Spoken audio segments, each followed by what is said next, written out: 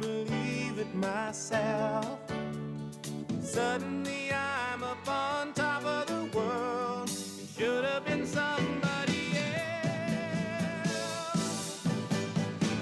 Believe it or not, I'm walking on air. I never thought I could feel so free.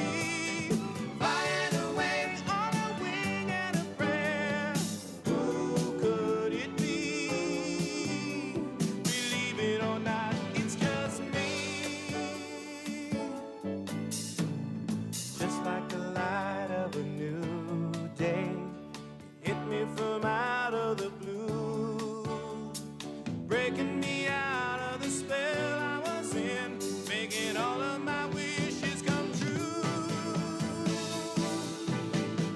Believe it or not, I'm walking on air. I never thought I could feel so free. Flying away on a wing and a prayer. Who could it be? Believe it or not, it's just me. Who could it be? Believe it or not, it's just me.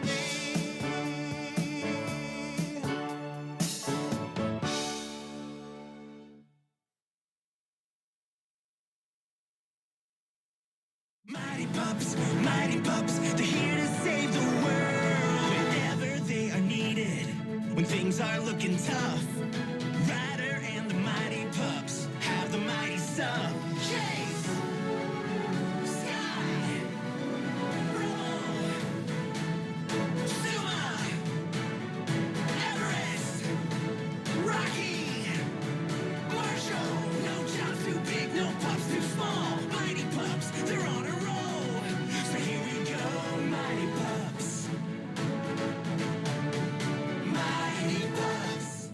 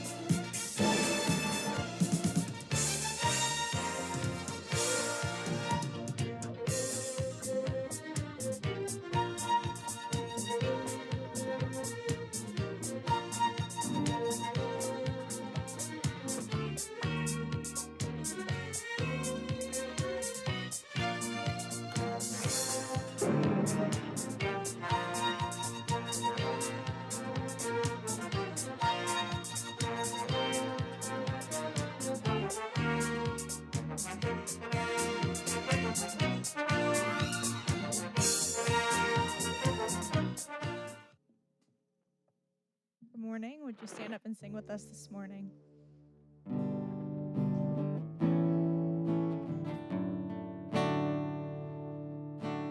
All this pain, I wonder if I'll ever find my way.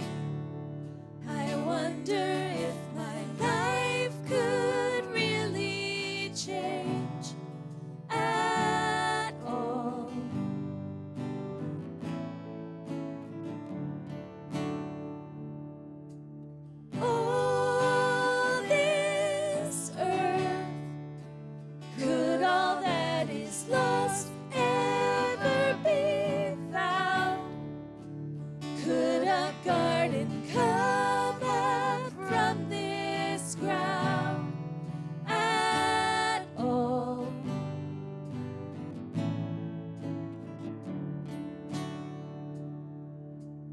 You make beautiful things.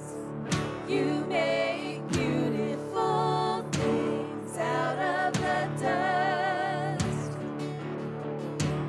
You make beautiful things. You make beautiful things out of us.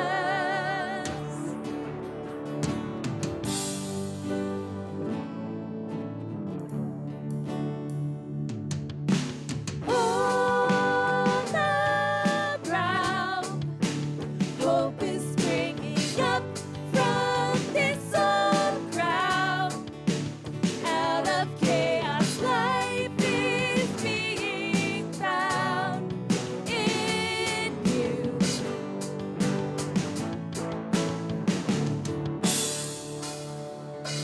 You make beautiful things. You make beautiful things out of the dust. You make beautiful things. You make beautiful things out of us. You make beautiful things. You make beautiful things out of the dust. You make beautiful things. You make beautiful things out of us.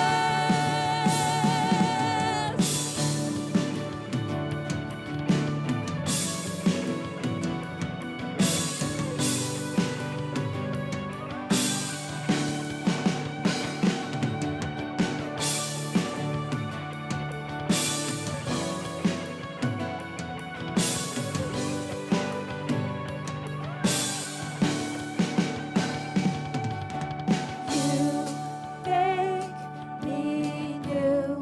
You are making me new. You make me new. You are making me new. You make beautiful things. You make beautiful things out of the dust. You make beautiful things. You make beautiful things out of us. You make beautiful things. You make beautiful things out of the dust. You make beautiful things. You make beautiful things out of us.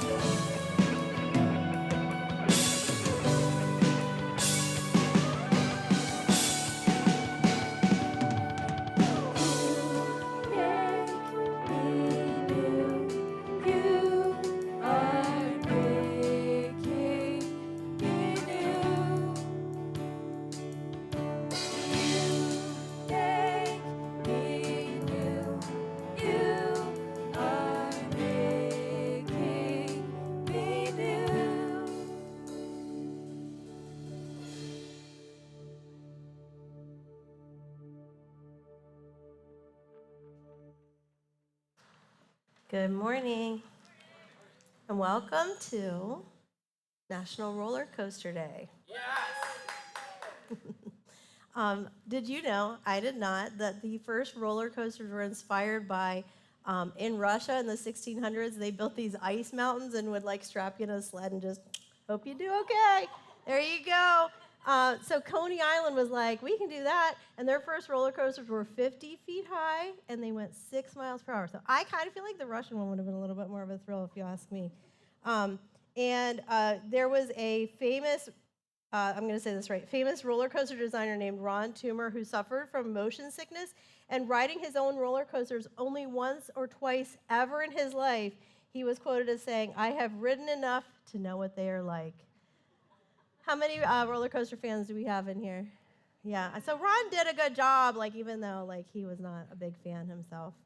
So, all right, my name is Kara, and I've got a couple announcements here before we continue on in our morning of worship. If you need anything, you're going to look for your First Impressions team. John just came in the door with his bright orange high shirt. You're going to look for someone in a high shirt. They're going to help you with whatever you need. We're going to be passing our offering buckets later. You can always give online at mc3church.org/give. And just so you know, we're going to be finishing up our morning right around 11:30-ish. All right. Oh, and just a reminder, if you miss any of this, we only have 3 today. It's not going to be that hard to keep track of them, but if you want to refresh your mind, you can always find them now at the bottom of the worship experience point notes on YouVersion. Okay, our first one is Pastor Chris. Our C3 Pastor Chris and his family are on vacation for most of the month of August for some much-needed mental, emotional, and spiritual refreshment. During that time, we're asking that you do not contact him, Don, or the family with any MC3 issues. If you have any needs, please contact lead pastor Sean Fitch, your prime group leader, one of the MC3 elders, or our MC3 admin assistant, Christina. That's her number. That is right up here. She's going to put you in touch with the right person or help you find the information you need. Please pray for Chris and his family so that they come back refreshed and ready for ministry. He will be back in the office on Monday, August 24th. All right, we need a hero. As you can probably tell from the amazing backdrop, even flutters. Like, this is next level. Christina, like, it's 4D experience. This team is incredible. I love to see like what ideas, how they make them come to life. So as you can probably tell from this amazing backdrop, the theme for MC3 Heroes Are Back is superheroes. This is our theme. So as we've done with previous hero series, this is a continuation. But as we have done previously, we're going to have a little bit fun with this, with some superhero cosplay. So next Sunday, that means you still have a little bit of time to place your order for a costume. We are inviting you to come dressed as your favorite superhero or villain for our We Need a Hero Sunday. This is not just for the kids. Adults, we want you too to help out wrap up the Heroes Are Back series. We're going to have a photo booth and a backdrop to take pictures with your family and friends. And, if your superhero loves the spandex, just, have mercy on all of us with your costumes, all I'm asking. All right, my last thing. At MC3, we have prime groups, which are small groups that help develop relationships with other Christ followers. There is a brand new fall cycle just dropped. I was out there looking at the sign-up sheets right before I came in here. It is going to be for September through November, and it starts on September 13th, and every single person needs to sign up for a group if you're planning on going. Groups meet at different days, times, locations throughout the week. Some of the groups have changed, and it is perfectly okay to switch groups if you want to just get to know, meet some new people, or maybe you have a sports schedule and a different day is going to work for you. Totally fine. We also have MC3 Student for students in 6th through 12th grade. Let's go. Meeting, and that's going to start meeting on September 15th from 6:30 to 8:30. Just a note that there's going to be a brand new way to sign up for MC3 Student, and that's coming soon. If you're new to MC3, new to Prime Groups, this is a really great way to plug in. I do want to note that group size is limited, and these groups do fill up fast. The sign up is today. If you have a specific group, or if you want to just glance through, if you have one that sticks out to you, I just do encourage you to go ahead and plug your name in. These groups fill up fast, and we want to make sure that you can get in if that's one you have your eye on. You can also sign up anytime at mc3church.org/community. All right, that's it for me.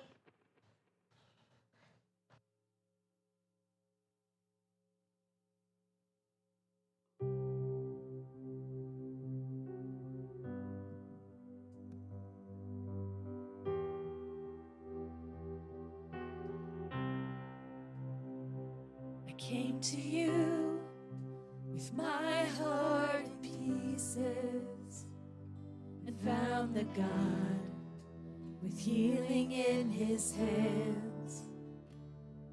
I turned to you put everything behind me, and found the God who makes all things new. I look to you, drowning in my questions, and found the God who holds all wisdom. And I trusted you and stepped down on the ocean. You took my hand among the waves, 'cause you're the God of all my days. Each step I take, you make a way, and I will give you all my praise. My seasons change, you stay the same. You're the God of all my days.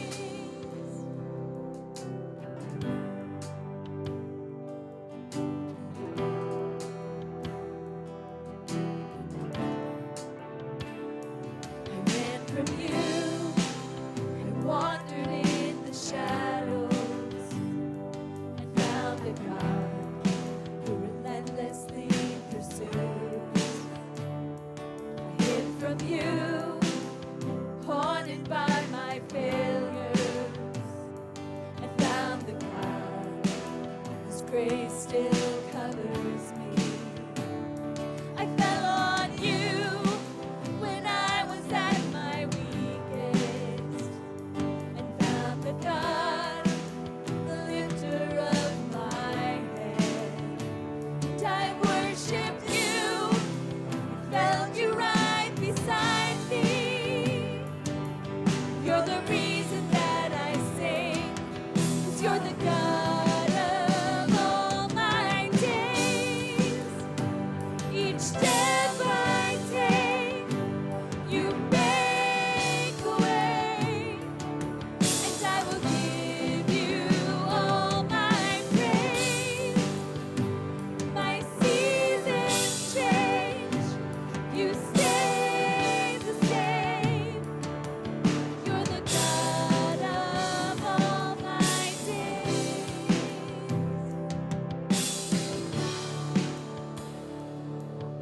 I worry, God, you are my stillness. In my searching, God, you are my answers. In my blindness, God, you are my vision. In my bondage, God, you are my freedom. In my weakness, God, you are my power. You're the reason that I sing, 'cause you're the God of all my days. Each step I take, you make a way, and I will give you all my praise. My seasons change, you stay the same. You're the God of all my days.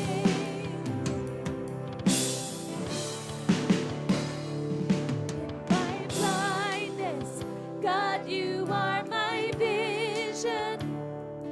In my bondage, God, you are my freedom.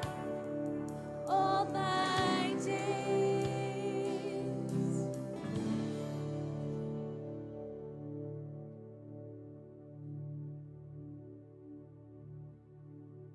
1 Samuel 1:27-28. I asked the Lord to give me this boy, and he has granted my request. Now I am giving him to the Lord, and he will belong to the Lord his whole life, and they worship the Lord there.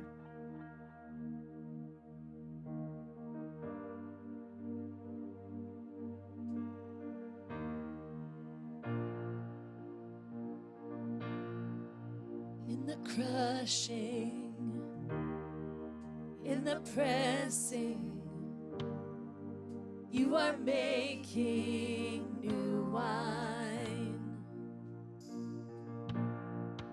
In the soil I now surrender. You are breaking new ground. So I yield to you and to your careful hand. When I trust you, I don't need to understand. Make me your vessel. Make me an offering. Make me whatever you want me to be. I came here with nothing but all you have given me. Jesus, bring new wine out of me. In the crushing, in the pressing, you are making new wine. In the soil I now surrender. You are breaking new ground. You are breaking new ground.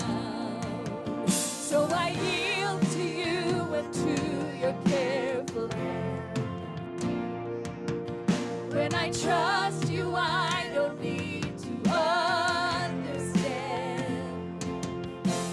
Make me your vessel. Make me an offering. Make me whatever you want me to be. I came here with nothing but all you have given me. Jesus, bring new wine out of me. Oh, Jesus, bring new wine out of me.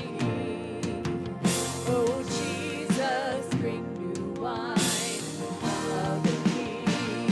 For where there is new wine, there is new power, there is new freedom, and the kingdom is here. I lay down my old flame to carry your new fire today. For where there is new wine, there is new power, there is new freedom, and the kingdom is here.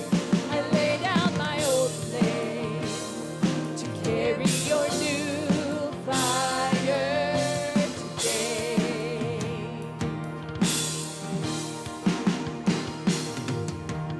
Make me your vessel. Make me an offering. Make me whatever you want me to be. I came here with nothing but all you have given me. Jesus, bring new wine out of me. Oh, Jesus, bring new wine out of me. Oh, Jesus, bring new wine out of me.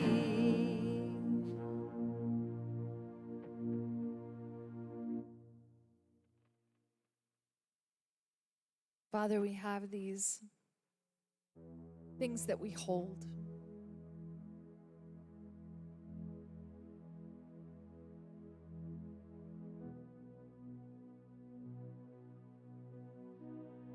Some of them we hold tighter than others. Our houses, our cars, our bank accounts, our babies.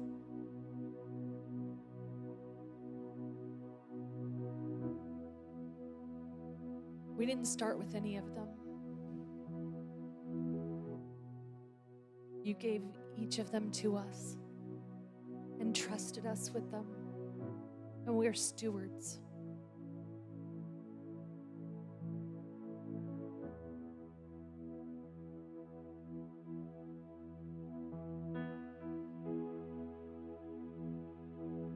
Father, you want all of our heart. You want our trust. You want our surrender. Because you want us to know how much you love us. And if we're putting our trust in anything else, then we're not trusting you and your plan for us. Father, help us to open our hands.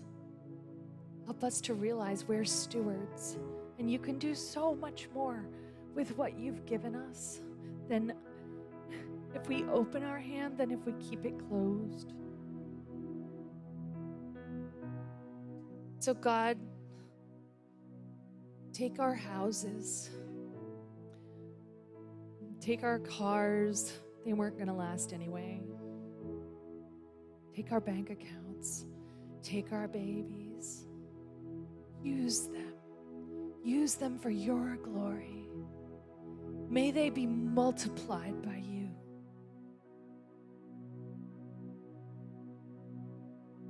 For your purposes,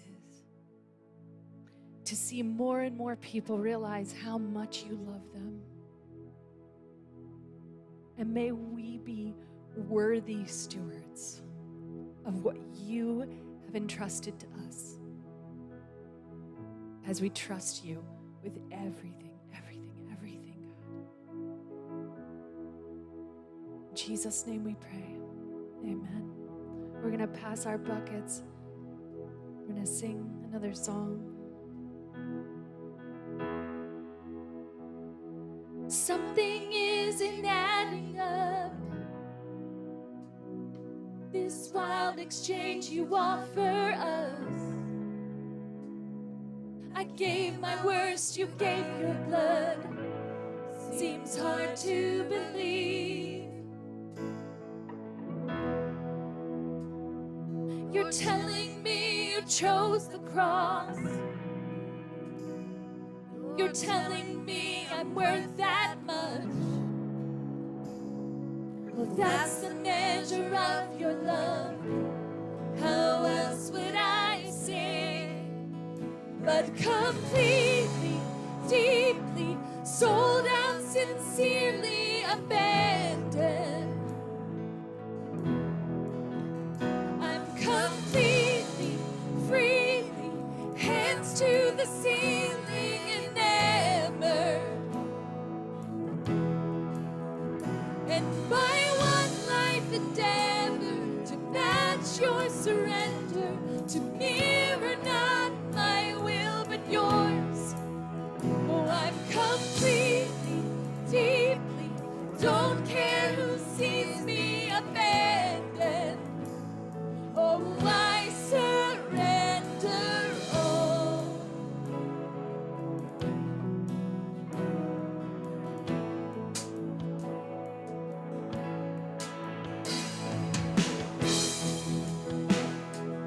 I just can't get over it. What kind of self-control is this? You had angels at your fingertips, but on the cross you remain.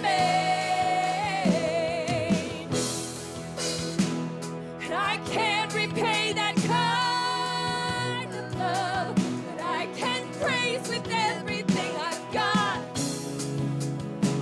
Since death had all its power robbed, then just like the grave, I'm completely, deeply, sold out, sincerely abandoned.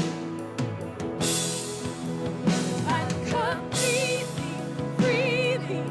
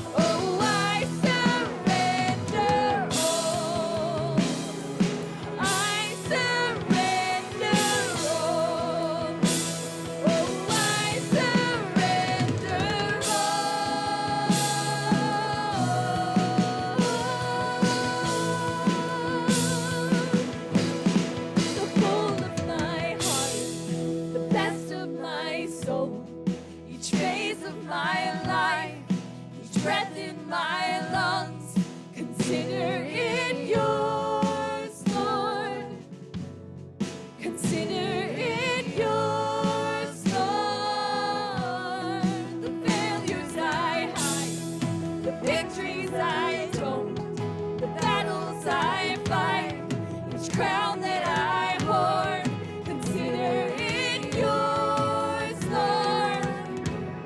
Consider it yours, Lord. All the glory forever, the grave that you won, the praise of the heavens, the kingdom to come. Oh, consider it yours, Lord.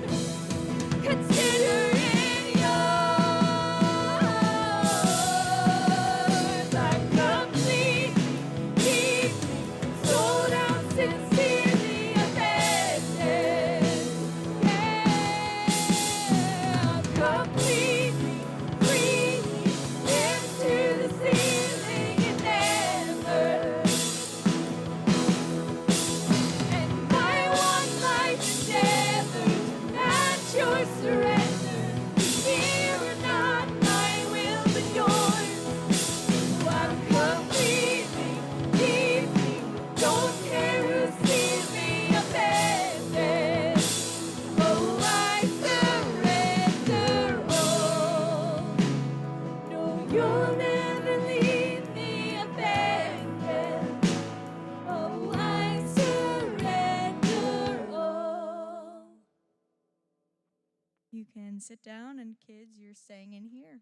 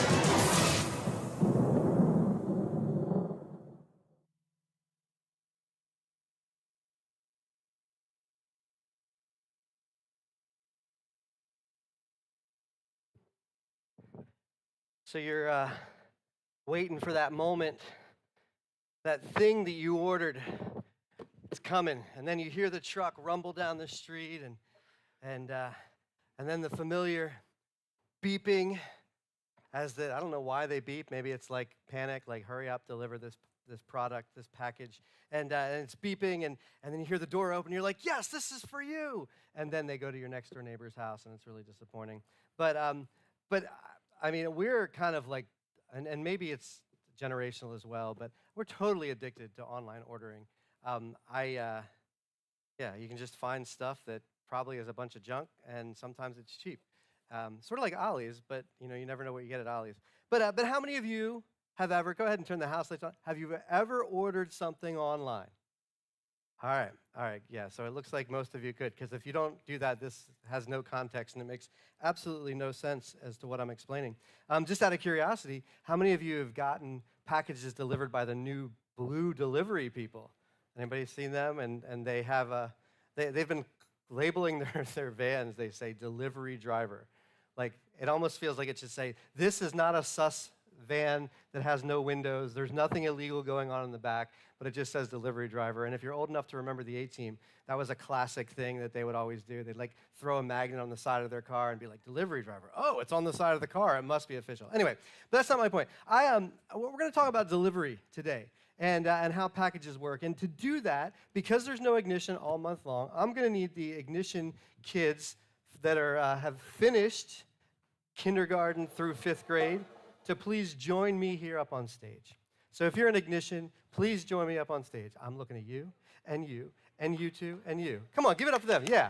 Yeah, there's more back there. We got some back there. All right, you're going to come up on stage here. Come on, boys. Yeah, all right.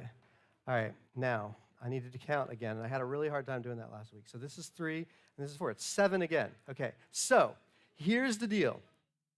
what I need you guys to do, you with me here? I need you guys to go over and each of you grab 3 boxes from that stack of delivery boxes. There's nothing in them, so you're good. And they're all going to be labeled because they're being reused from Family Hack Hunt, if you guys remember that a long time ago. So get 3 boxes, come on back out here. Like, yeah, this is not part of the competition. It's not to see how well you can carry boxes. Oh, watch your head. Okay. All right, yeah. That's good, that'll work, all right. Okay, so here's the deal. What I need you guys to do, let me help you out here. Why don't you do that, and then carry it like that. There you go. All right, excellent. Okay, so what I'm gonna need you guys to do, oh, you dropped your box. That's it, get out. No. There are, counting this box, which doesn't count, but you each have 3 boxes, which is 21 total boxes, okay? What you guys are gonna need to do is you're gonna work together and you're gonna make the biggest tower with these boxes that you can. But here's a couple of rules. Number 1, you're the only one that can put your 3 boxes on there. So no one can take them and just start stacking it for you. You guys can direct traffic and say, hey, why don't you put your box next or something like that. So that's rule number 1. You have to do your 3 boxes. We're gonna see how tall it can get. If it falls over, you gotta start over. And I will tell you, I practiced this earlier this week, or last week I guess it was technically, and they will not stack straight up. You cannot stack them straight up. They will fall over. So I'll just tell you that right now. So does that make sense? You're going to see how tall I get. So maybe you could try it out. If they fall over, grab 3 boxes, and we'll try a different way. You with me? Does that make sense? All right? And I even have a step ladder over there in case we need to reach the top. So I don't know how tall you're going to get, but we've got that there. And there's also a ladder you can climb and hang down from the ceiling if you need to. So we've probably got some rope that we can do that. Anybody have some rope if we need to tie anyone from the ceiling? I think Michaela wants to be tied from the ceiling. I feel that. I'm feeling that in your face. Okay, so you guys understand what we're going to do? So you're going to need it. You don't understand what you're going to do? Yeah, I do. You do want to hang from the ceiling? No. He does, yeah. All right, so, all right, you understand that? So you're going to need to work together. Only you can put your 3 boxes in the stack, so you guys are going to need to talk to see how high you make it. If it falls over, we'll try again, and we'll see until we can get kind of a pretty good stack to stay and how much time I'm planning on killing with this particular game. All right, so we've got some music here, this time planned ahead for this building up of boxes. So go.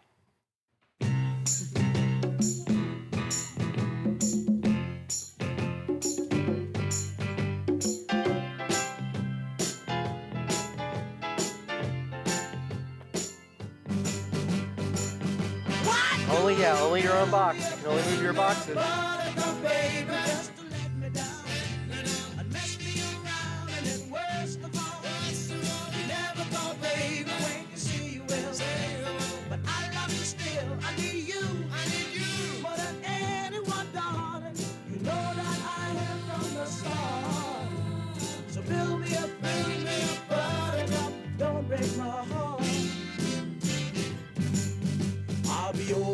Okay, you know it's not going to work, so try something. I wait around and then I run to the door. I can't take anymore. It's not you. Take your let boxes me down off. again. Baby, try to find a little time and I'll make you happy. I'll be home. I'll be beside the phone waiting for you. Okay, so here we are again. Go.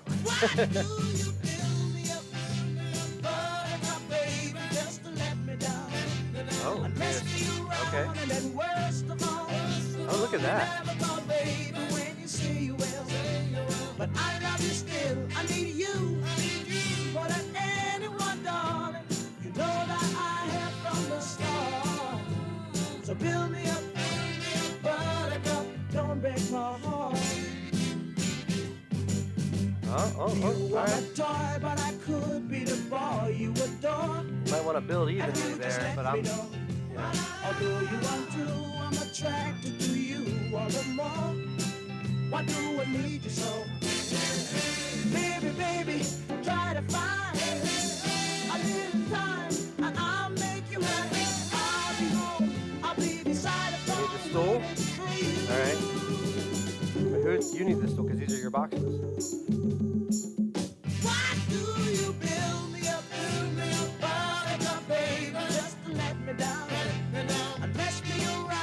What if you put these, hold on, what if you put these in the middle? Put that one. There's one more step if you want to take it. You want to take the step? No, you don't want to take the step. Hey, that's pretty good. Yeah. All right. Now, Roxy is there. Can you get the camera out again? I think you guys need to get in front of your tower, and we're going to take a picture here. Don't knock it over. All right. Everybody there? Everybody see her? Can you see everybody? Okay, don't push anybody off the stage. All right.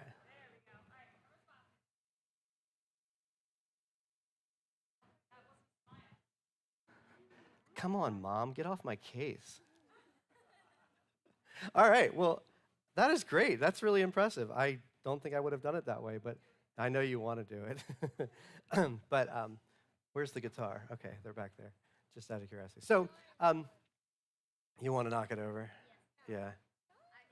You want? All right, why don't you, maybe on 3, but don't push people. We're just going to push them that way. So if it hits you in the eye, watch out, Marley. Ready? Don't push, I don't like the way you got your arm around him. I don't want to. There goes Ezra. Okay. All right. You can get in. Okay, you don't want to? All right. You're going to get in there somewhere? Yeah. All right. Ready? On 3. 1, 2, 3. Okay. Excellent. All right. So I want you guys to sit on the stage because I want to talk to you again.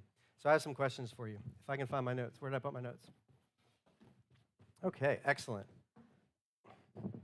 Don't worry, your time will come too.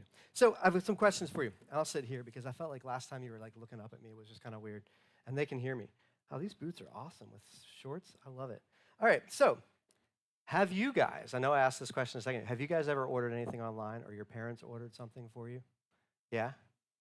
Yeah, what did you get? I got a hero costume online. Why did you get that? For next week. Why? What's next week? It's We Need a Hero Sunday? You're right. What a great, I did not, I'll pay you later. All right, so what else? What else did you guys order? What, Paisley?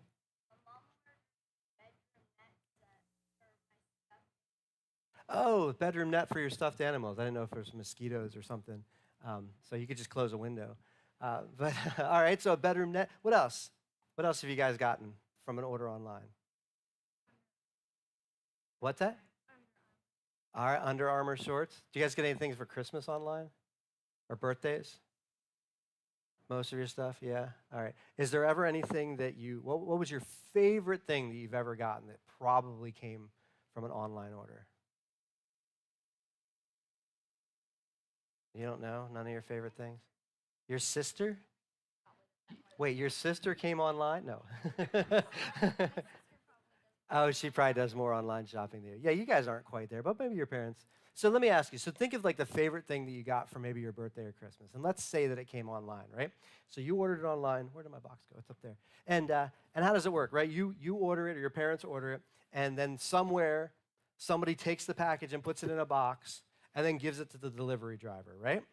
And what's the job of the delivery driver? To deliver. Okay, so where do they take it? From where to where? To the house. Whose house? Your house. Okay. So, and you probably see there's people in blue, and you've got the brown guys, and then there's the what are they? Purple and orange. Is that what the other ones are? And then there's the United States Postal Service. So all these people deliver stuff. But just out of curiosity, say you ordered your favorite thing, right? And I'm the delivery driver, and so I go to the place where they get the order, and they give me this box. And say I take the box and I go, wow. They gave me this box. If they gave it to me, that means it must be for me, right? And so instead of delivering it to your house, I just take it to my house because somebody gave me the box. So clearly, if they gave it to me, it belongs to me. And you go to my house, and I've got all sorts of boxes because people keep giving me boxes, and I keep taking them because they belong to me. How would you feel about that? What? Oh, it's stealing. Okay, yeah, that's a problem. That's a problem. Would you be okay with that? Would you be like, "Where's your package? Why didn't it arrive?" No, because does the package belong to the delivery person? No, this isn't hard, right? No, it doesn't belong to them. If they took it, I mean, definitely they would probably lose their job. But yeah, it's yours, and they're just the person that's taking it from one place to giving it to you.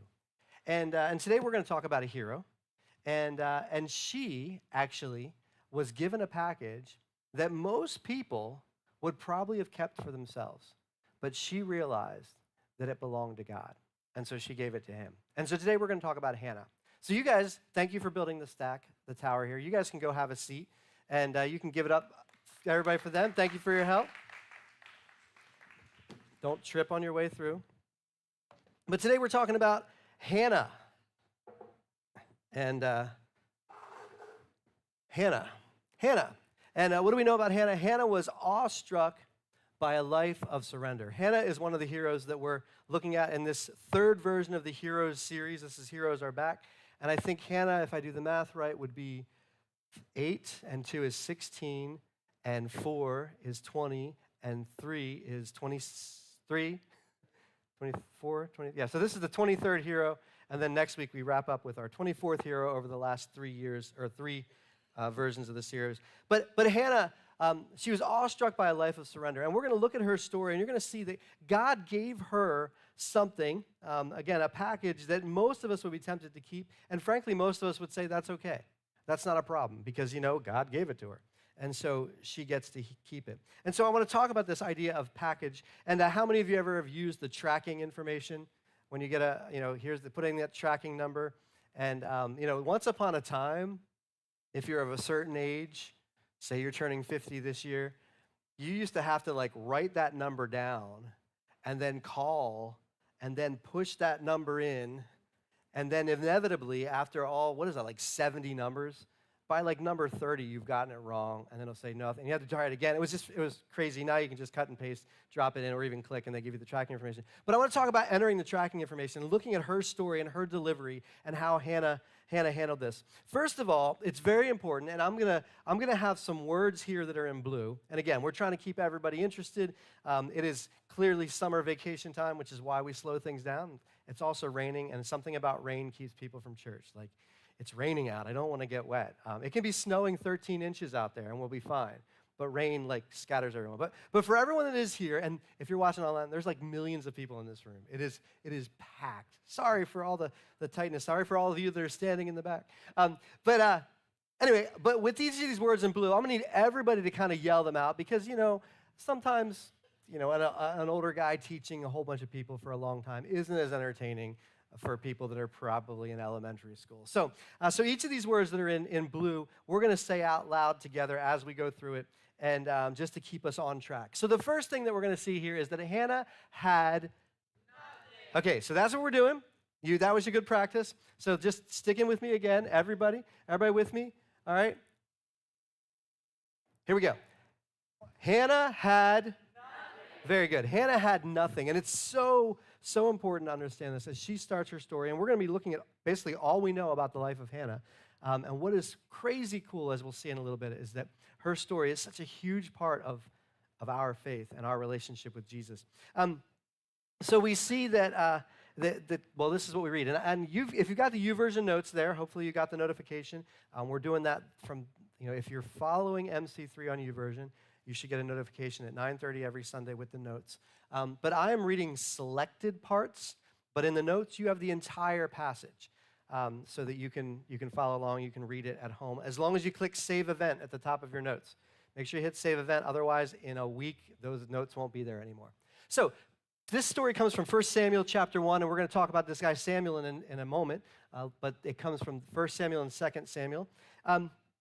But 1 Samuel chapter 1, in verses 1 to 8, it picks up here, part of the story. It says, Elkanah, this man, had 2 wives.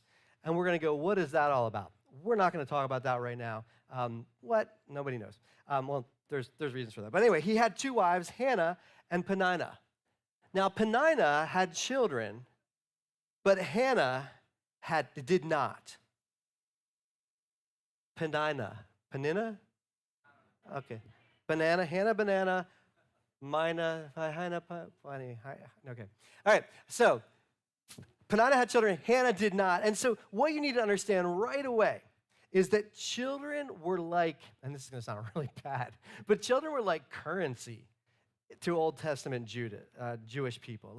They represented like value. They represented blessing from God. And so, today you might talk about how many houses you own or, how many private jets you have or things like that to talk about how valuable are. In Old Testament biblical times, it would be, Old Testament, Jewish times, it would be how many kids you have. They were a symbol of God's blessing, at least according to how they understood culture. And so you've got this woman, Hannah, who does not have kids.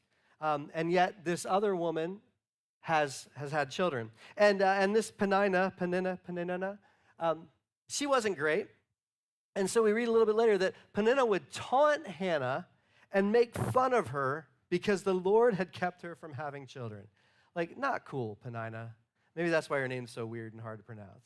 Like, you taunt Hannah because she didn't have any children. And it says year after year, it was the same. Peninnah would taunt Hannah as they went to the tabernacle, because every year, a good Jewish person, a good biblical, Israelite, would go to the tabernacle to offer their annual sacrifices. And at this time, it was a tabernacle, which was the temporary tent, and it was set up in a place called Shiloh. So the tabernacle was permanently set up in Shiloh, and eventually David, as we talked about last week, David's son Solomon builds the official temple in Jerusalem. So anyway, they would go there, and every time they would go, every year, because I guess maybe they stayed in separate houses, I don't know, but every year they would join together with Elkanah and go to worship God, and Peninnah would make fun of Hannah. And it said that each time Hannah would be reduced to tears and would not even eat. So like it was bad. It wasn't just that she didn't have kids and people would look at her that way. Everybody was making fun of her for it. Everyone was taunting her about it. Like, look at you, loser. You don't even have kids. And that was hard. So you need to understand, like, there isn't a, like, she had some kids or she had kids, but she didn't really like them, She had nothing, and she was mocked for it. She was taunted for it. And so the story goes on. As we'll see, is that this happened for years, of course. Remember that. This wasn't just like a one-time occasion. This was every year. Like, here we go. I've got to go, and Peninnah and her weird name is going to taunt me. So the story goes on, and we've got, first of all, Hannah had, here we go. Hannah had, all right, let's try that again. Hannah had, all right, very good. And then the second thing we see is that Hannah got, good, Hannah got something. So what did Hannah get? Well, let's continue on in 1 Samuel verses 9 through 20. And again, I'm reading selected parts of that. It says, once after a sacrificial meal at Shiloh, and so again, that means that they were at Shiloh, which is where the tabernacle was it was like a permanent tent set up there. Hannah got up and went to pray. Now, Eli the priest, and we'll hear more about Eli in a little bit, the priest was sitting at his customary place beside the entrance of the tabernacle. So he's the priest that handles, that's basically the worship leader for the Jewish people at the tabernacle. And it said Hannah was in deep anguish, crying bitterly. And the phrase that is used here, like, it literally means violent. Like, she is violently crying. She is just in that much hurt. And she's crying bitterly as she prayed to the Lord. And then she made this vow. And here's the thing about this vow. Like, if you know the story of Hannah, and she's a little more of an obscure character, but like, this is a vow that a lot of people make. This is one of those, I'm going to make this promise, but I'm never actually planning to keep it promise. Kind of that, like, God, I know I didn't study for this test, but I promise that if you can get me an A on this test, that next week I'm gonna volunteer to serve in Ignition. Next week I'm gonna go to church. Next week I'm gonna give more. God, get me out of this situation. Like, God, I know that I had this party and I'm 19, I'm not old enough to drink, and I had this party at my house, and God, I know my parents are on their way home. Can you please make it, God, that they don't find out about this party, and I promise that, I will just go serve and become a pastor and never get married, whatever. Like you know what I'm talking about? Like, and you probably have made these promises, but nobody ever intends to keep them. And Hannah, after all this torment, after just being rejected for not having kids, Hannah makes this vow. She makes this promise. She says, "O Lord of heaven's army, if you look upon my sorrow and answer my prayer and give me a son, then I will give him back to you. He will be yours for his entire lifetime." So she makes this promise that says, God, give me a baby, give me a son, and I promise, God, I will give him back to you, and he will serve you his entire lifetime. And like, I don't know. Again, is she for real? Well, we'll find out in a little bit. But, and I guess if we're calling her a hero, she probably is. But what a commitment, what a promise. And I think people would say, why would you ever make that kind of a promise? But you need to understand just the depth of hurt that she's dealing with. And also, and we'll get to this a little bit later, but why she was awestruck. And why, we said she's awestruck by a life of surrender. Because she recognized that God is so much bigger than even providing a child. And so she says, as a sign that he has been dedicated to the Lord, his hair will never be cut. And I don't know if you're aware of Samson, but Samson was one of the judges. We actually did a series called Spiral Bound, talking about the judges a number of years ago. And there was a vow. It was called the Nazirite vow. And it was a way that you showed people that you were dedicating your life to God. And it meant that you didn't touch a dead body, you never drank alcohol or wine, and you didn't cut your hair, because all three of those things tie together somehow. Not cutting your hair, not drinking wine, and not touching dead people.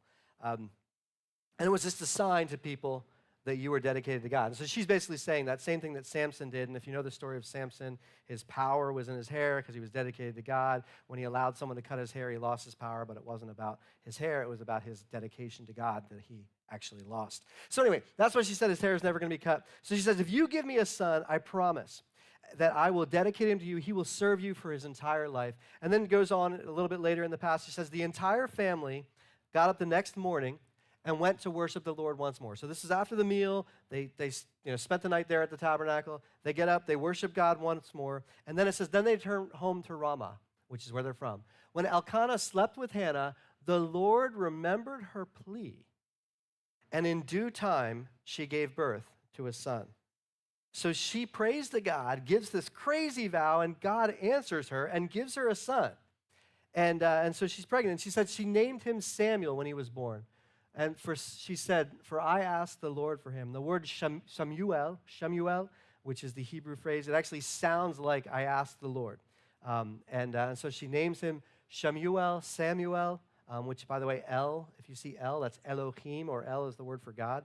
So any name that has El in it is referring to God. So she names him Samuel because God gave him to her. And so she's made this promise, this vow, that she will give him to God. And I don't know, I'm sure, no, I think we can say by what we're seeing here, she was thrilled that God provided this son for her. And I don't think, unlike us, maybe we'd be like, oh crap, like now I have to keep this vow. What am I going to do? How can I get out of it? Like, I think that's kind of the classic, like, all right, I passed this test. I don't really want to become a pastor. They're really weird. And we kind of have these moments of like, well, it didn't really, maybe that didn't count the same way. But that is not how Hannah responded. So just to recap where we are so far, everyone together. Hannah got, and that something was her son Samuel. And then continuing on, we see that Hannah gave everything. And this is where, I think the rest of us be like, what in the world? Why would you do this, Hannah? Why would you do this? And the passage continues in verses 21 to 28. The first part says, Hannah told her husband, she says, wait until the boy is weaned. Then she says, one part I didn't say at the beginning of verse 21. It's the next year. They're getting ready to go back to the tabernacle to worship, to offer their annual sacrifice. And she says to her husband, wait until the boy is weaned, then I will take him to the tabernacle and leave him there with the Lord permanently. So she is actually honoring her commitment. And so this boy is toddler. I don't know what how they nursed kids at that age, back in those days. But when he was weaned, he's probably a toddler. Hannah took him to the tabernacle in Shiloh.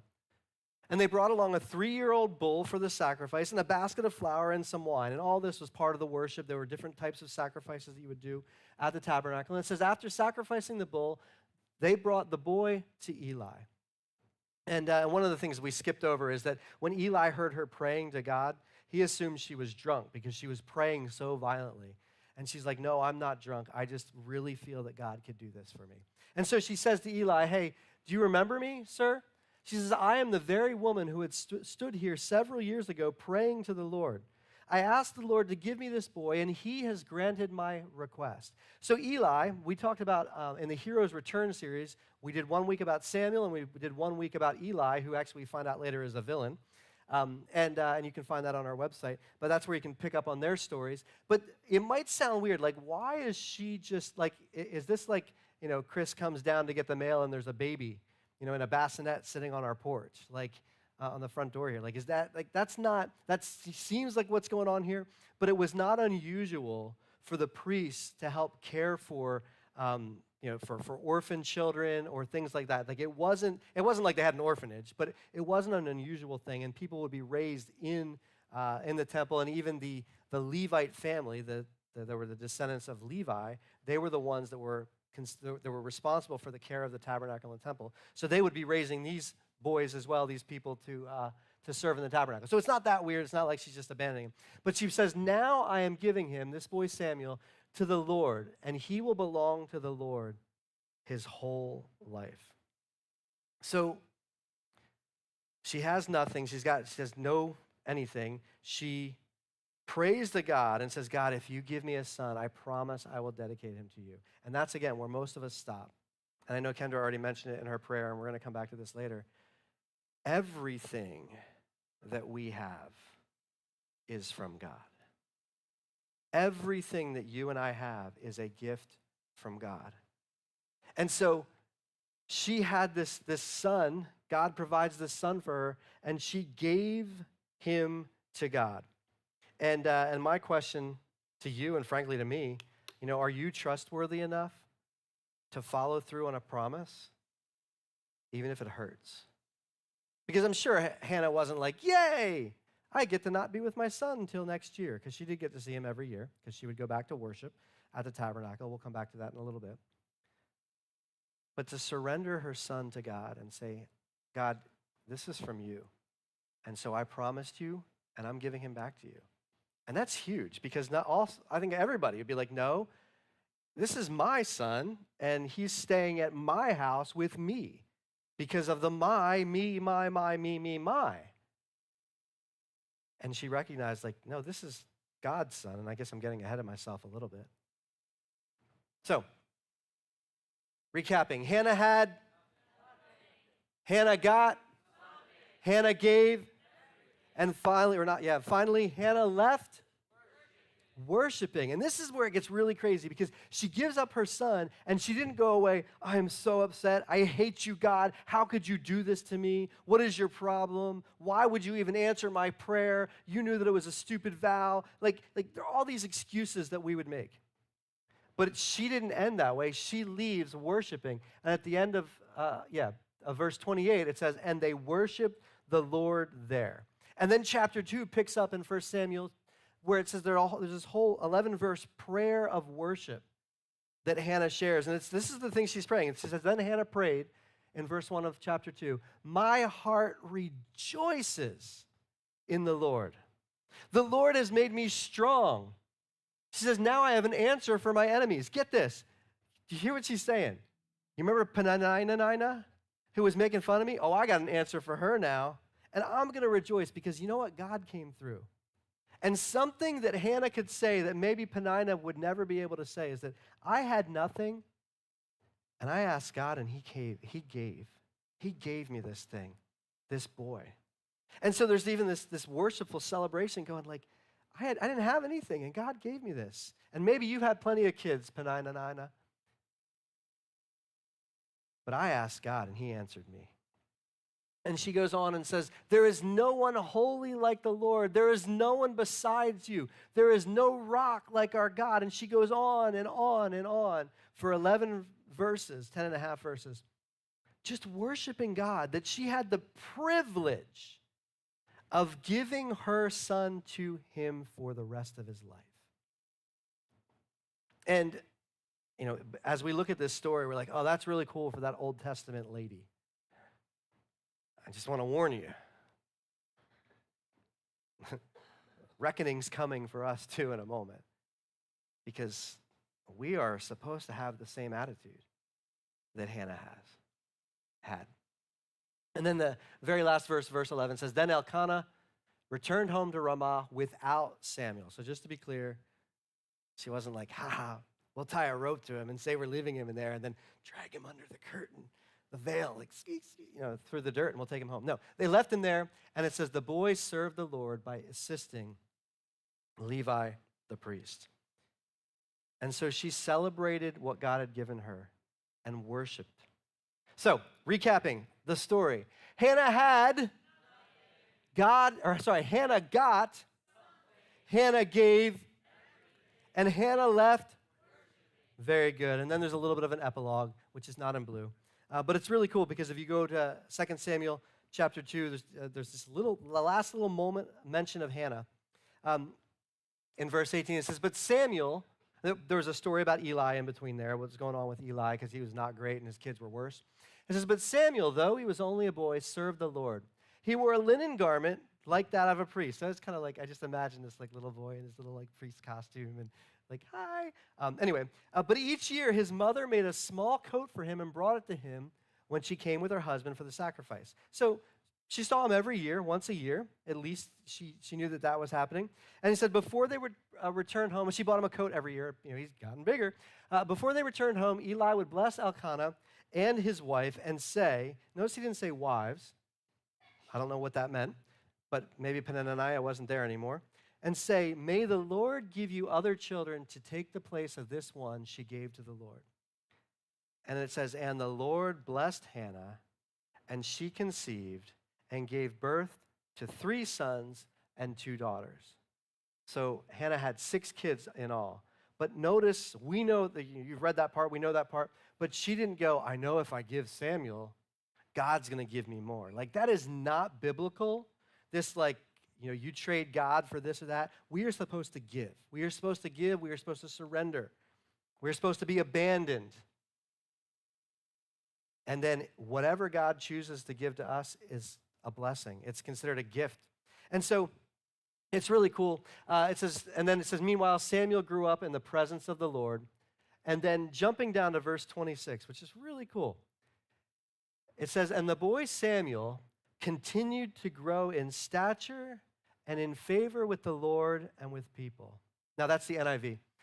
The first part is NLT. Has anyone ever heard that phrase before?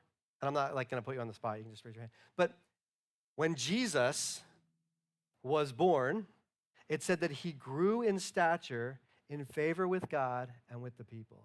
And so, like, this Samuel, like Jesus, I don't want to say Jesus was a model of Samuel. Samuel was probably a model of Jesus. But it's just really cool, the connection there. And what's also amazing is that if Hannah hadn't done this, this Samuel was considered the last judge. The judges ruled Israel until the kings. And Samuel anointed the first king of Israel. He was a guy named Saul. And so Samuel was the one in charge to say, God has appointed you, Saul. You need to follow him with your whole heart. Saul did not. And then Samuel was also the guy that was sent to Jesse's house. And to Uncle Jesse's house with all the good old boys. They don't mean no harm.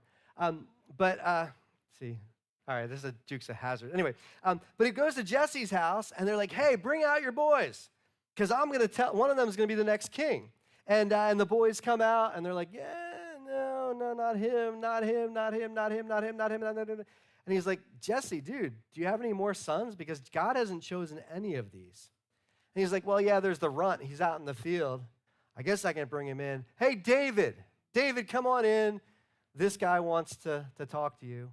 And of course, Samuel says, God says to him, he is the one. Do not consider his outward appearance, for God considers the heart. Rise and anoint David as the next king of Israel. And so that was Samuel that did that, which is really cool. So just some tie-ins there to the story of this. But that is the story of Hannah. And this gift that God gave her that if she had received it and just said, well, I guess this belongs to me now. Not only would she have broken her vow to God, obviously it would have affected some of the other pieces. God would still be doing things through Samuel, but in a different way. But she said, no, this isn't for me to keep. I'm just a delivery person. Like, this is going back to God. This boy Samuel belongs to him because God gave it to me in the first place. And that's her story. So one more final time, let's just summarize the story here with Hannah. Hannah got, Hannah gave, And Hannah left. Excellent, excellent. So let's talk about where it gets a little personal, because Hannah was awestruck by a life of surrender. And I think that order is on purpose. She didn't surrender and then go, I guess I better do this. Oh, okay, God gave me more kids. It was her going, God is incredible, and I cannot do anything better than offer all that I have to him. I can surrender. I can't do anything greater than surrendering my life to him. And again, we just sang that song, and I hope you thought about what we're singing. Consider it yours, Lord. Like, are we willing to do that? And again, just to make it personal, the problem is that one of the worst things, and Bill and I were just talking about this, today actually, one of the worst things you can get when you order something is you click on the tracking information, you're like, it was supposed to be here. By the way, it used to say, it will arrive by, and now it says expected around. Do you ever notice? I don't know if you've noticed that lately. It'll arrive by Tuesday, and now it says expected around Tuesday. Like, oh, okay. You'll have like obnoxious people that would like write to them and say, it said it was arriving by Tuesday and it didn't get here. And then you have to write back and forth, and they're like, okay, Mr. Fitch, fine, you can have another credit on your account. Oh, I mean, I don't do that. Okay. Why am I talking about this? Oh, but when you hit the tracking, you're like, where is my package? And you go back to the tracking information, and it says delivery incomplete. Like, where do you go with that? What does that mean? And then typically, if it's the Brazilian jungle shipping company that with the large river, that if you go, eventually it'll say like, we're sorry this hasn't arrived in time. If it still hasn't arrived for another like 78 days, you can write back to us for a refund. Okay, thanks. But when you see that delivery incomplete, it is so discouraging. And I don't know about you guys, but it never seems to happen with something I don't care about. Like, they're not like, oh, dishwasher soap, delivery incomplete. Oh, bummer. It's always like that one thing that I was really excited about, or the car part that you need so that you can, pass inspection and go to college. Like, it's never anything you don't care about. But anyway, delivery incomplete is an awful thing to see, to read there. But unfortunately, I think that a lot of us live this way because God has given us everything, and instead of giving it back to him, instead of giving it where it goes, we just hold on to it. And I don't know if you guys, if you had heard this, it was like 4 or 5 years ago. I'm not even sure what company it was or what the delivery company was, but it was around Christmas time, and this driver just got so fed up with the pressure that he like backed his delivery truck up to a lake and just started tossing boxes in there. Did you guys hear about that in the news? It was, he just started emptying his truck into the lake because he was so tired of the pressure and the timing. And so maybe if you got a delivery incomplete, it's at the bottom of some lake somewhere. But yeah, we're the ones that do that. And there's 2 passages, if you're following along in your notes, there's 2 passages I want to use to set this up. The first is in Matthew chapter 25. And this is one of the parables of Jesus. And actually, this was taught during the parables series we did way back a long time ago, close to 14, 15 years ago. And starting in September through November, we are doing a new series called 15 Further. We're going to celebrate the last 15 years of what God has done and the next 15 years of where he's taken us. It is going to be incredible. We're going to have a lot of fun. So don't miss that. But anyway, 15 years or so ago, Justin taught this during the parable series. You can find that on our website. But this is often called the parable of the talents because it was a certain amount of money was called a talent. And in Matthew 25, verse 14, the story starts with, again, the kingdom of heaven can be illustrated by the story, this is Jesus talking, by the story of a man going on a long trip. So this man is going on a long trip, and this is about the kingdom of heaven. So he's telling a parable that represents the kingdom. And he says, this man going away called together his servants, and it says, and entrusted his money to them while he was gone. He says he gave them his money. He says, look, here, this is what I'm going to give to each of you. It is my money, but I'm entrusting you to use it for me while I'm gone. And it was a metaphor, a parable of the fact that Jesus was going to leave this earth and has entrusted his things to us. We are called managers or stewards, is the biblical term that is often used. And it means we're to use it for his glory. It's not our things. And in this story, he goes on and talks about the different people that, one guy invested it and got more. Another guy invested it and got more. The third guy just buried it because he didn't want to do anything. And eventually he's called wicked and lazy. And at the very end of the parable, Jesus summarizes by saying this. He says, to those who use well what they are given, even more will be given. And they will have an abundance. But from those who do nothing, even what little they have will be taken away. And this was a parable. Jesus was saying, look, you people, I'm going to leave this earth. You as my followers, whether that's in 00 or 033 AD or 2026, the master is gone and he has entrusted us with his things. He hasn't entrusted us with our things. These are his things. He says, look, this is my stuff. It's your job to use it. It's your job to use it, not to keep it, not to run home and put it in your house, to deliver it. And he says, it is our responsibility to use well what we are given. And the side little note here, which isn't in my notes, is that God doesn't say, use what those other people have and you don't. God doesn't say, well, only if you have more because they do. God doesn't say, well, Hannah, sorry, you don't have kids, but Penaniah does. Like, it's whatever God has given you, we are to use. And so we often like to play that game too, going like, well, if I had more, then I would give more. And we'll get to that in just a moment. So that's one thing, is that that it is his money that is entrusted to us. Our things are his, that he's entrusted for us to use. And then over in James says it this way. He says, every good and perfect gift is from above, coming down from the Father of the heavenly lights, who does not change like shifting shadows. So James says that every good and perfect thing that we have is from God, is a gift from God given to us. So it's not ours, it's his given to us. And he doesn't change. And so with that in mind, with the fact that the clothing that you have on your back, the money that you have in your bank account, the vehicle that you drive or currently don't drive because it's broken because your kids are going off to college, that apparently is a theme that I'm hearing, that if you're going off to college, your car is going to break. And it's happened at least in 3 families so far in the last couple of weeks. So just be ready. But whatever it is, God has entrusted that to us. And so the question I want to ask, that I need to ask myself too, is what are you keeping that you should be surrendering?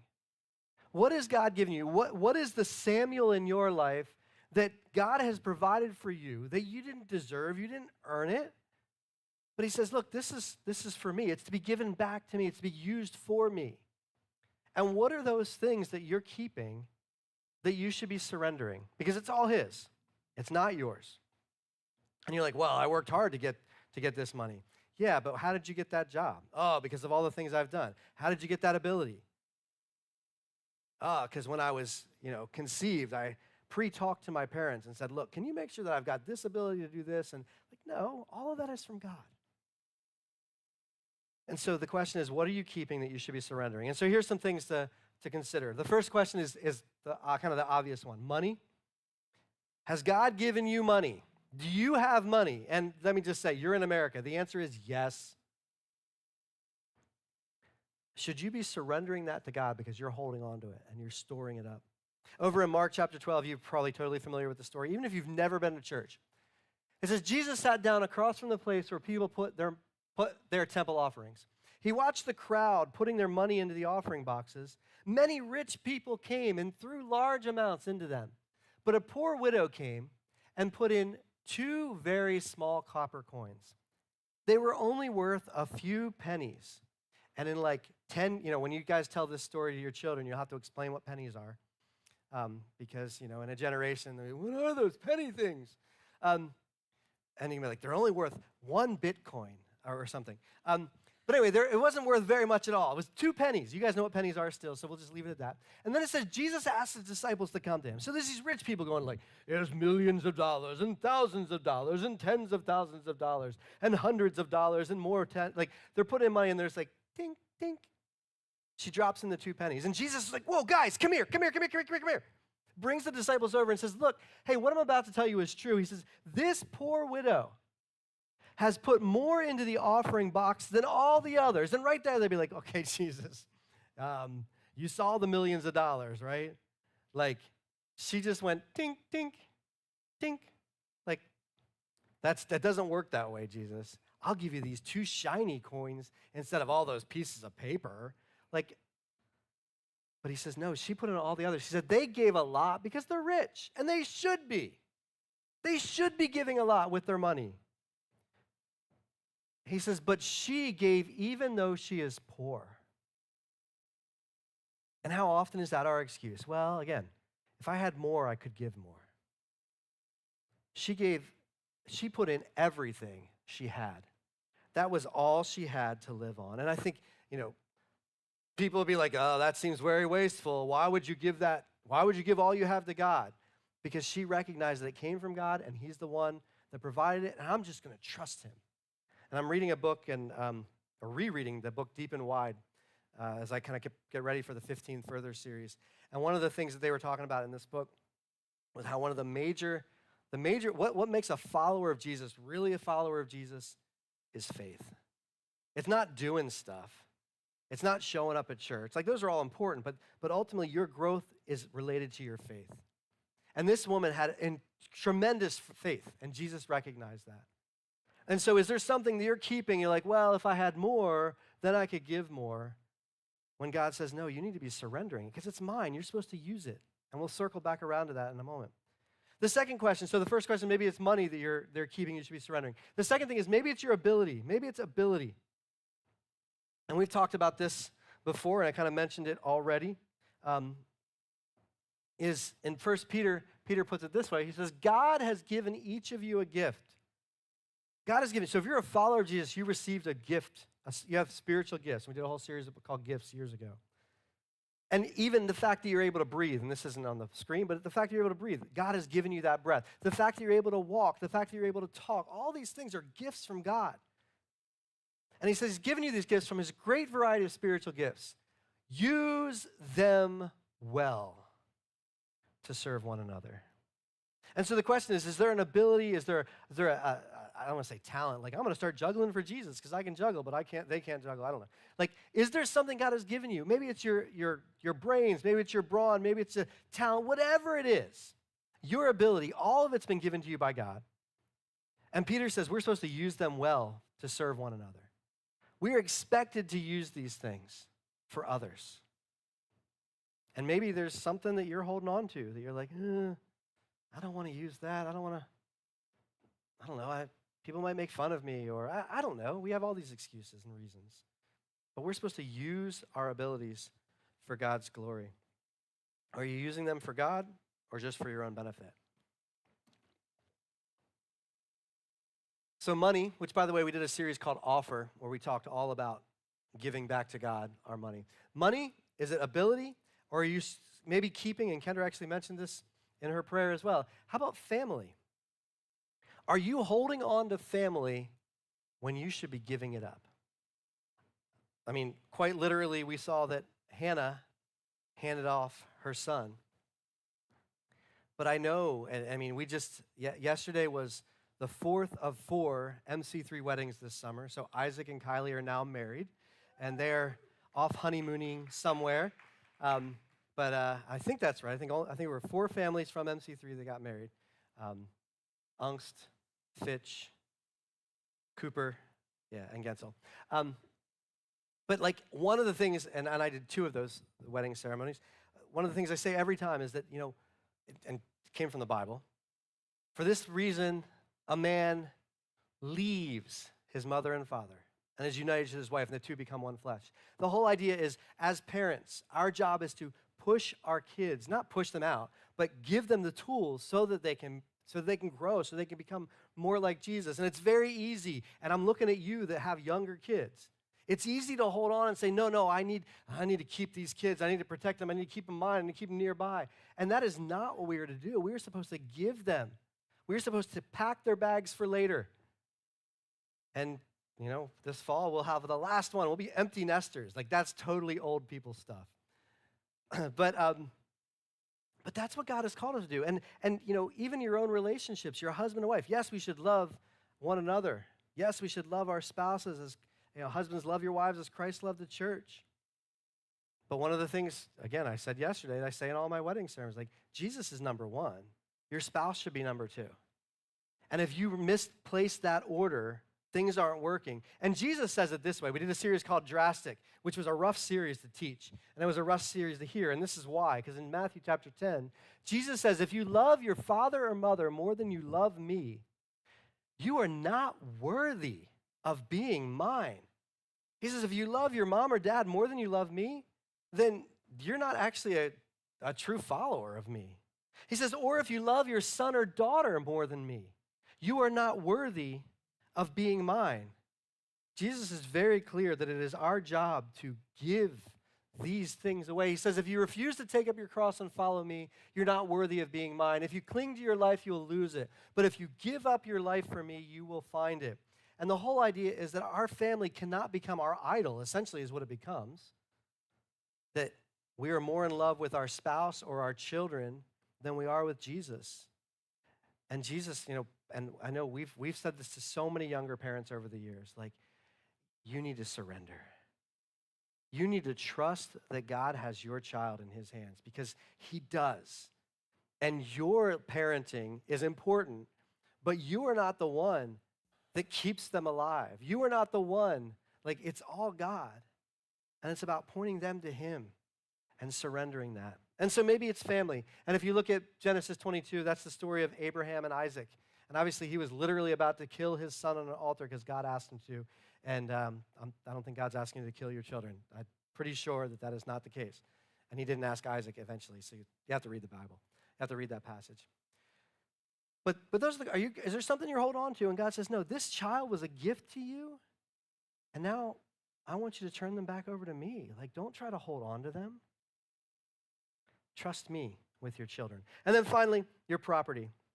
And property is kind of everything else. And in Acts chapter 4, and we'll hear more about Acts and this concept next month, but in Acts chapter 4, it says, all the believers were united in heart and mind, and they felt that what they owned, their property, their stuff, their junk, their things, was not their own, so they shared everything that they had. It says the apostles testified powerfully to the resurrection of the Lord Jesus, and God's great blessing was upon them all. There were no needy people among them, because those who owned land or houses would sell them and bring the money to the apostles to give to those in need. They used their stuff for God's kingdom. They were able to say, you know what? This isn't mine. If you need it, you can use it. And let me just be straight. This is so hard, especially when especially if you tie in the stewardship idea principle. And I know for me, I'm a guy that I take care of things. I read the manuals before I use them. I know. But just a couple weeks ago, Chris asked if he could borrow my truck. And if you know anything about my truck, it's really old. It's actually considered an antique. It is old enough to be considered an antique. And I also, we saved up for a whole year to put a new transmission in it. And I washed it twice while I was on vacation, just because, and waxed it, the whole deal, And Chris asked me to borrow my truck. And I remember my first thing was no way, buddy. No. I didn't say this, but that was my instinct. This is my thing. This is my truck. The money, the transmission, the paint job, the wax job. I don't use windshield wipers because I don't like the smears. If it's really raining, I'll turn them on, but I have Rain-X on there, and if I'm you know what, I think I can wing it with this. The rain will beat off because I don't want to have those weird streaks because it messes up the clarity of the windshield. That's me. I know I'm messed up. And then so I'm thinking, wait. Whose truck is this? Is this mine? Or is it something that God has given me that I can use and I can allow someone to use? So if you need to borrow my truck, you're welcome to borrow my truck. It sucks in the snow. It's rear-wheel drive. It's meant for racing. So I actually will turn you down if you ask to drive it in the snow because you need a good vehicle in the snow. But using your things, are we tied to our possessions and our property? And then over in Luke, there's this parable, and I'm not going to get into the whole parable, but the point is, Jesus says at the end of this parable, he says, here's the lesson. He says, use your worldly resources to benefit others and make friends. Then, when your possessions are gone, because the truck will rust as it does and has, when your possessions are gone, then they will welcome you into an eternal home. And what Jesus was saying here is this, look, use all your stuff to draw people to Jesus. Use your things to draw people to me. Use your money to point people to me. Use your family to draw people to me. Use your home to bring people closer to me. Like, use all of it because it's given to you as a gift. Your job is not to take the package home. Your job is to deliver it to where it belongs, and that is to God. And we are to use all of this stuff that he's given to us for the sake of his kingdom, for the sake of pointing people to Jesus. And so that's the question that you can barely read there. I realized I have a problem. I did it on purpose. But what are you keeping that you should be surrendering? I mean, Hannah's vow, I don't think any of us would have gone, you know what, Hannah, I think it's okay. You just keep that boy. But she was awestruck. She recognized that God was the one that gave him to her. She recognized that God was the one that provided all of her needs. And so she said, God, why can't I give you my son? What else do you want from me? I'll give it to you. I'm completely, totally abandoned to you, God. I'm surrendered to you. And that's what God has called us to as well. Because we're just the delivery person. The package, our job is to take it from God and frankly give it back to God or use it for God's kingdom, not to hold on to it and take it to our house. Let's pray. Father, thank you so much for all that you have given to us. And it's so easy, and especially when we get down in the weeds and the difficult problems and the broken down cars and the difficult family situations and that plumbing leak and whatever it is, God, it's easy for us to get lost in the fact that we have these things because of you. That we have food to eat, and sometimes we're not happy with what we ate, but we have food to eat. Thank you, God, for that. Thank you for the abilities that we have, for the ability to walk, talk, whatever it is that we've got. God, it's so much more than so many people in this world, and we are grateful for that. And God, I pray for all of us that we would remember Hannah's attitude, that we would be awestruck by you, recognizing that you have given us everything, and so we cannot do anything. But why not return it back to you? That we would surrender everything to you, God, that we wouldn't hold on to these packages, that we wouldn't be keeping something that we're supposed to be surrendering. So I pray that you would help each of us. This isn't everything at once. Maybe it is, but there's probably one thing, God, that you want us to change. And I pray that you would make it clear to us. So as we go through this, the rest of this day, the rest of this week, we would make the decision to surrender that one thing that perhaps we've been keeping that you want us to give up. Thank you that you are so worthy of it all, and that if we give it all up, you're still going to provide for us. If we put in the 2 pennies, you'll give us everything we need to live. You've promised us that. So we thank you in Jesus' name. Amen. I want to make 2 quick announcements again, as was already mentioned. Thank you so much, Marilyn. Next Sunday is We Need a Hero Sunday. Have fun with it. Adults too. Like, I don't want to be the only person wearing a super tight, skin-tight spandex Spider-Man costume. So, maybe you can wear that too. I'm not going to wear that. But anyway, so that's next Sunday. Have fun with it. We're going to have pictures. We're going to have a backdrop there to take family pictures and friend pictures and group pictures and all that. Don't be late because we're starting off with a little bit of fun next week for We Need a Hero Sunday, so you don't want to be late for that. The second thing I just want to mention is that Prime Group signups are out there. We are offering Prime Basics Green, and I'll talk more about why it's called that color. But Prime Basics is something that we'll be meeting here at the building that I'm leading, and it's going to walk us through why we do what we do as a church and why. That's redundant. What we do as a church and why we do it. There's a little bit of homework involved, and it's going to be here. There isn't really childcare, but we could talk about options if we need to. But I just want you to know that's not a normal Prime Group. You can read a little bit more about that, but if you have questions about basics, we want everyone at MC3 to have gone through it, and I know many of you have, but if you have not, you can check that out. If you have questions, you can talk to me about it. Thank you. Have a great afternoon.